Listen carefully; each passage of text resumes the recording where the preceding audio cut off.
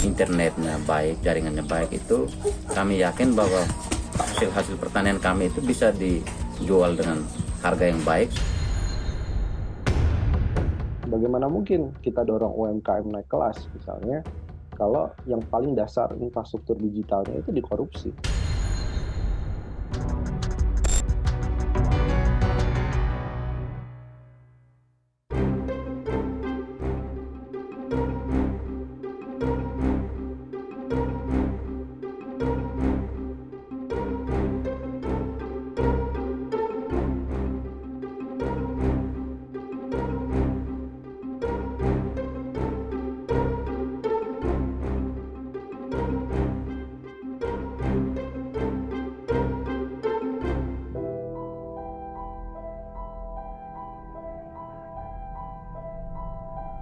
Selamat datang di era digital, era yang membuka begitu banyak peluang bagi kemajuan.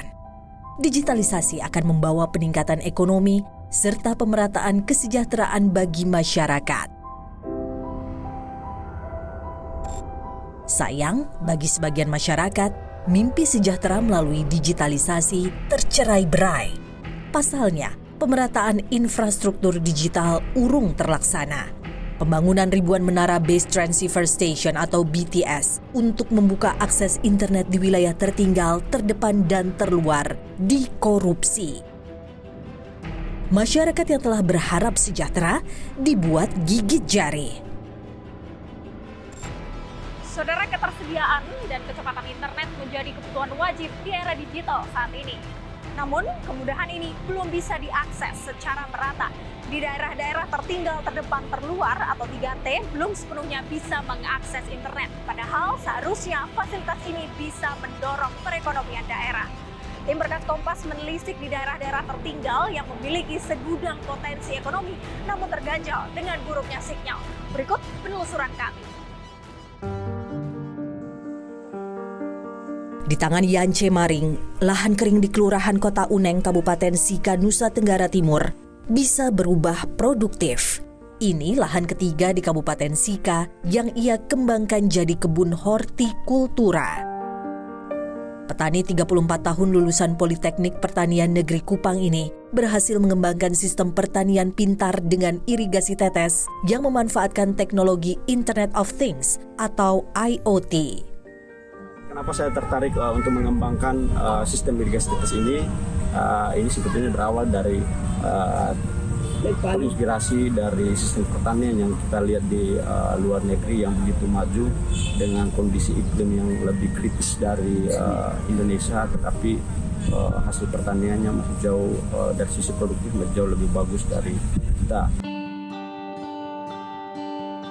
Sistem yang dikembangkan Yance pada 2019 ini mulanya berbasis SMS. Namun setelah sinyal internet tersedia di sejumlah wilayah Kabupaten Sika, ia mengembangkannya jadi berbasis internet. Hari ini kita sudah mengembangkan smart irigasi yang mana bisa kita mengendalikan pengairan dan bisa juga memonitoring unsur hara tanah seperti NPK, pH, kelembapan. Dan itu bisa dimonitori secara real time 1/24 jam.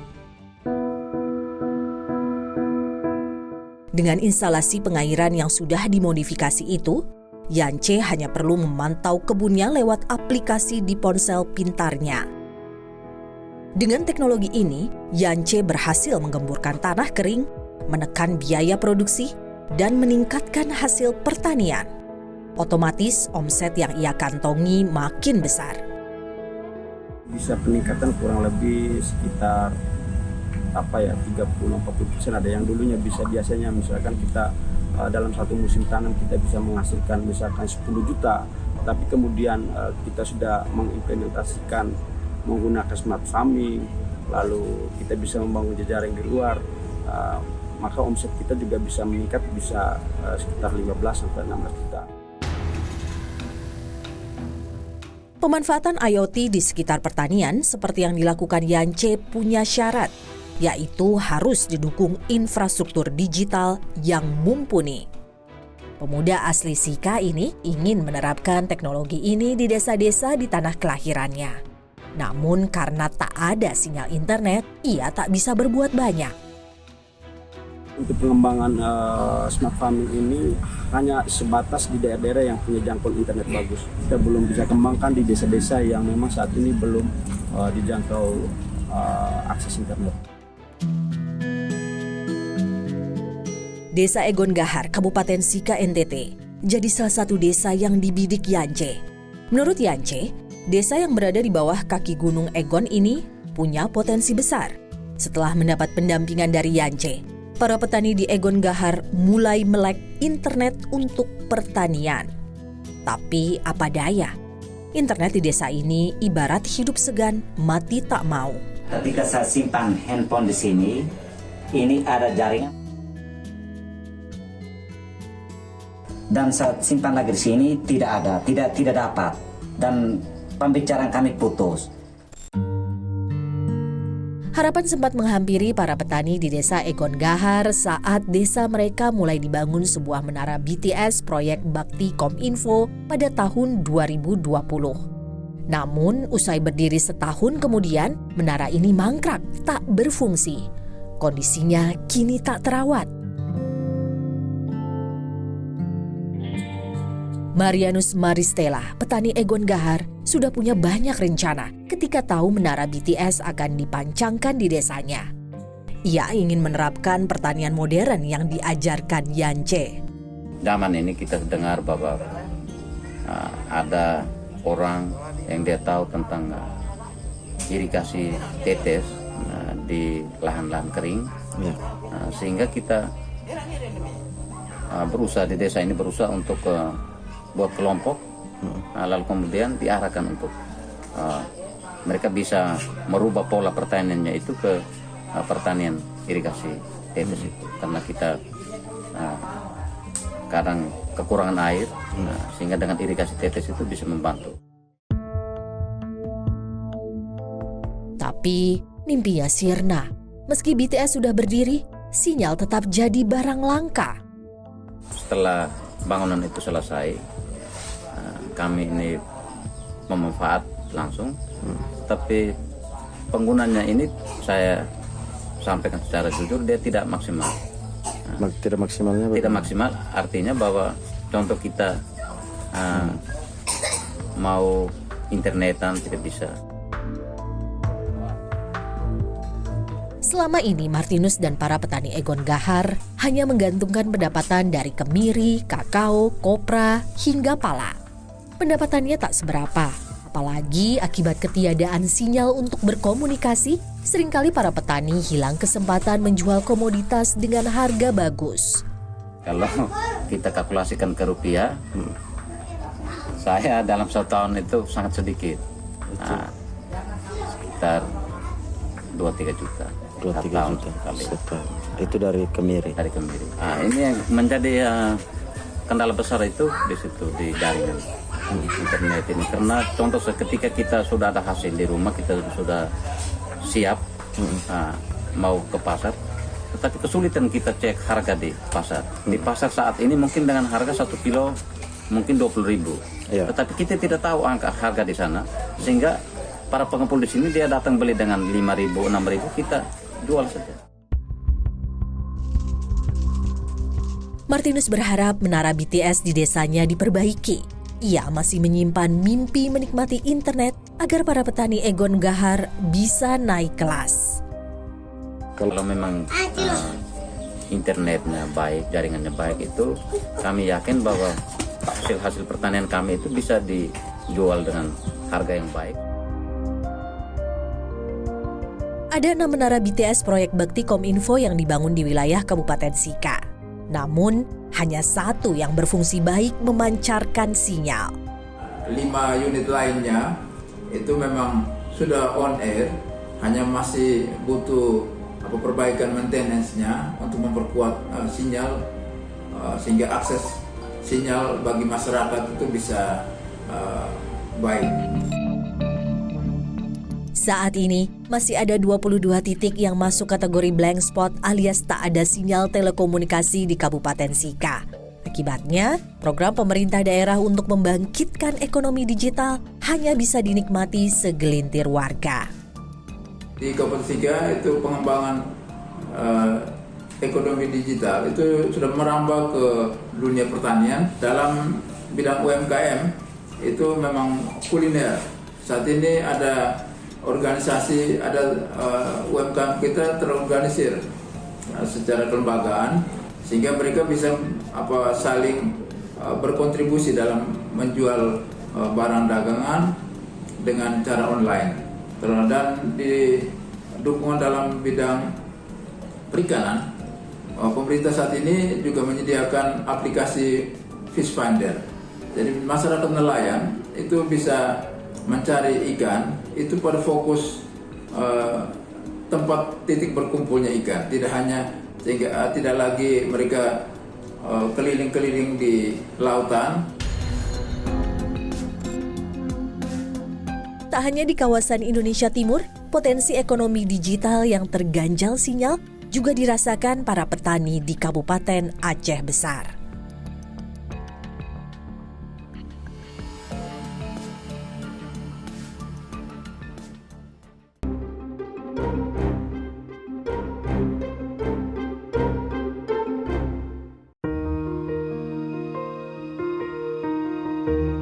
Selama puluhan tahun menjadi petani, Safwandi hanya mengenal model pertanian tradisional.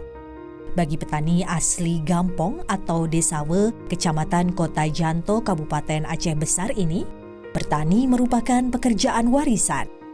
Ilmu yang ia gunakan di ladang turunan dari orang tuanya.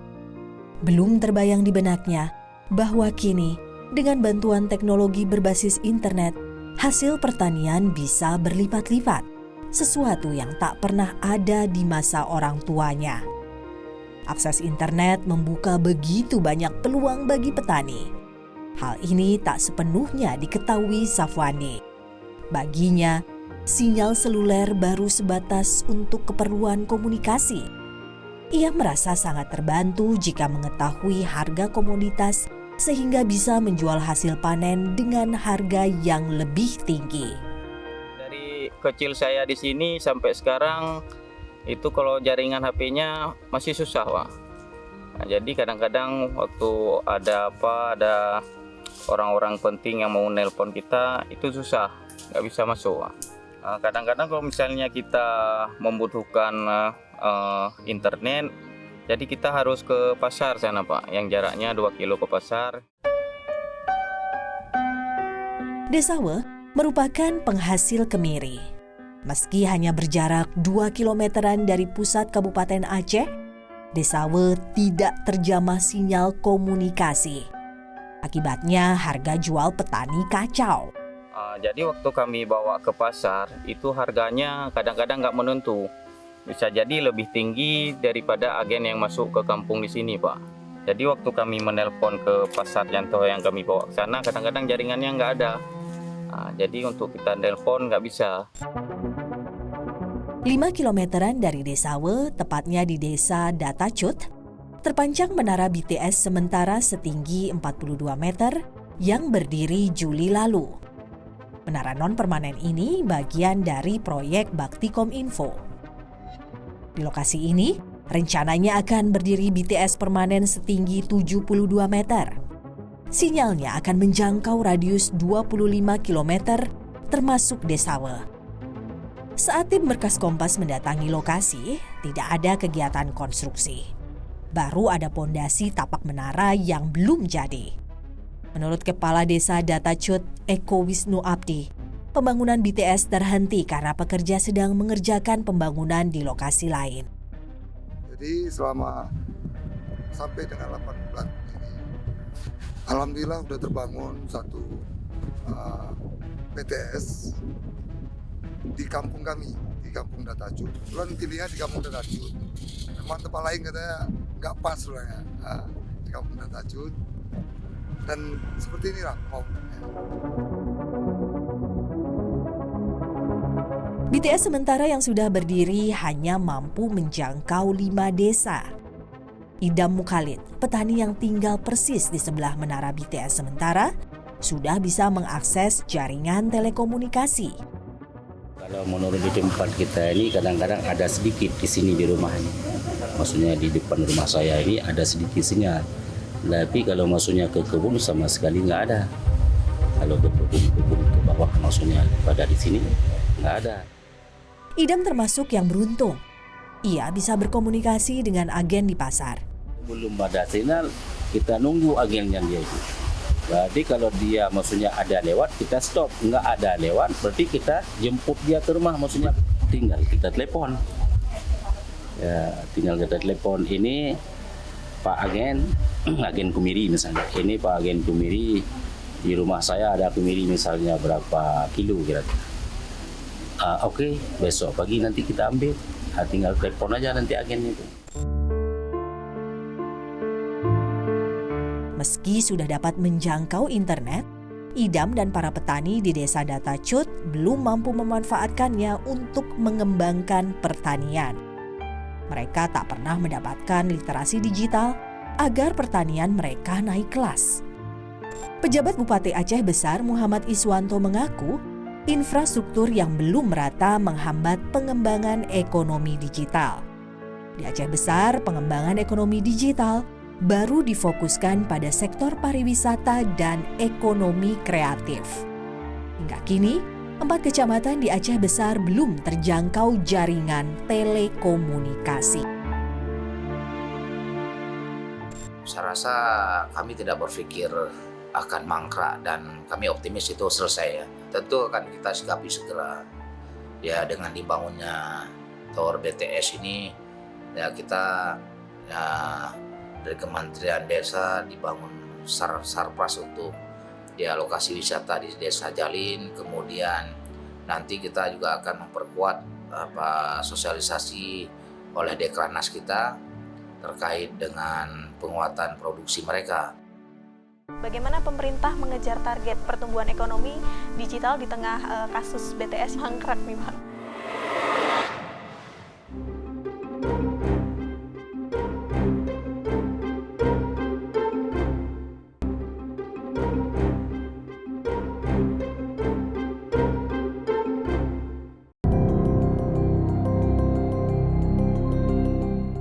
Industri digital di Indonesia memiliki potensi besar untuk menjadi modal mengembangkan perekonomian. Namun, keterjangkauan dan kecepatan internet masih menjadi persoalan. Hitungan Bappenas, nilai ekonomi digital Indonesia ditargetkan mencapai angka 22.513 triliun rupiah di tahun 2045. Di tahun 2021 lalu, capaiannya baru 6%. Atau sekitar 1.490 triliun rupiah. Dalam buku Rencana Induk Pengembangan Industri Digital Indonesia, pemerintah menargetkan percepatan pembangunan BTS. Per 2021, dari total 83.200-an desa dan kelurahan, baru 39 ribuan yang punya BTS. Angka ini masih jauh dari cita-cita pemerataan. Dalam catatan Lembaga Penyelidikan Ekonomi dan Masyarakat LPEM Universitas Indonesia, aktivitas ekonomi digital tumbuh di wilayah-wilayah yang memiliki BTS. Nah, memang hasil studi kami memperlihatkan bahwa memang ada dampak yang signifikan gitu ya. Jadi ada impact gitu ya secara ekonomi. Ada perbedaan antara daerah-daerah di mana ada BTS dengan tidak ada BTS dan tidak ada internet gitu. Nah, perbedaan laju pertumbuhannya itu sekitar 2,9%. Penyediaan jaringan melalui BTS harus dibarengi infrastruktur lain untuk mengembangkan ekonomi digital. Apa sih yang harus dilakukan negara untuk bisa membangun ekonomi digital di Indonesia? Sebenarnya membangun ekonomi digital itu nggak bisa dilakukan sendiri gitu ya, tidak hanya membangun infrastruktur terus selesai digital skills, digital literacy. Jadi itu dari mulai dia bisa nggak menggunakan, mau tidak menggunakan, apakah dia mempercayai gitu ya sehingga dia mau menggunakan, itu adalah hal-hal gitu ya selain digital infrastructure yang penting. Menteri Pariwisata dan Ekonomi Kreatif Sandiaga Uno menegaskan, kehadiran BTS menjadi pembuka jalan agar UMKM bisa naik kelas. Dalam catatannya, baru 16% desa di wilayah 3T yang terhubung dengan internet. Ya, BTS ini is a good start. BTS ini ya merupakan pembuka jalan. Selain daripada BTS sendiri adalah pengembangan SDM, kualitas SDM kita. Kualitas SDM kita ini bisa kita tingkatkan melalui upskilling, reskilling, dan new skilling. Misalnya petani milenial. Ini kalau mereka mendapat akses dari teknologi, mereka tidak lagi mengandalkan pola-pola pertanian yang tradisional. Kami pemerintah mentargetkan 30 juta pelaku ekonomi kreatif, industri kreatif yang masuk atau onboarding ke ekosistem ekonomi digital di 2024. Kami sangat optimis. Kami sangat memiliki satu keyakinan yang tinggi bahwa dengan kami terus mendorong peningkatan pemahaman dan literasi serta kesadaran masyarakat untuk ekonomi digital, maka kontribusi dari ekonomi kreatif kita yang sekarang posisinya ada di posisi 3, ini akan terus meningkat. Sekarang kontribusinya 7,8%. Saya melihat kemungkinan naik di atas 10-12%. Tapi, bagaimana negara mengejar mimpi-mimpi tadi saat pembangunan BTS masih menjadi bancakan? Bagaimana pemerintah mengejar target pertumbuhan ekonomi digital di tengah kasus BTS yang banyak yang mangkrak nih Pak? Ya, kasus BTS ini harus kita sikapi dengan penuh keseriusan ya, karena konsep keberadilannya kan di sini. Sebetulnya kalau kita di perkotaan kan kita nggak kesulitan mendapatkan jaringan telekomunikasi dan akses internet. Sementara mereka yang paling memerlukan justru malah nggak dapat. Jadi ini perlu kita tuntaskan segera, jangan ditunda lagi. Ya memang ada aspek hukum, tapi kita harus gaspol, harus gercep dan harus geber. Garap semua potensi, gercep gerak cepat dan geber gerak bersama. Bima Yudhistira, Direktur Center of Economic and Law Studies, menyaksikan target pertumbuhan ekonomi digital bisa tercapai jika infrastruktur digital belum merata. Apalagi dengan munculnya kasus korupsi, mimpi UMKM naik kelas dan go digital masih jauh dari angan. Bagaimana mungkin kita dorong UMKM naik kelas misalnya kalau yang paling dasar infrastruktur digitalnya itu dikorupsi. Kalau yang fundamental saja kita tidak bisa benahi, ya jangan harap kita bisa meningkatkan ya, porsi misalkan UMKM go digital bisa lebih dari 50 atau 60% total UMKM Indonesia. Pemerataan jadi kunci percepatan ekonomi digital. Pemerintah harus terus berbenah menata akses internet yang belum merata di penjuru negeri. Cita-cita harus dibarengi dengan usaha nyata untuk menjadi kekuatan digital baru di kancah internasional. Saya Mila Dewi, ikuti terus perkembangan pemilu 2024 hanya di Kompas TV, independen, terpercaya.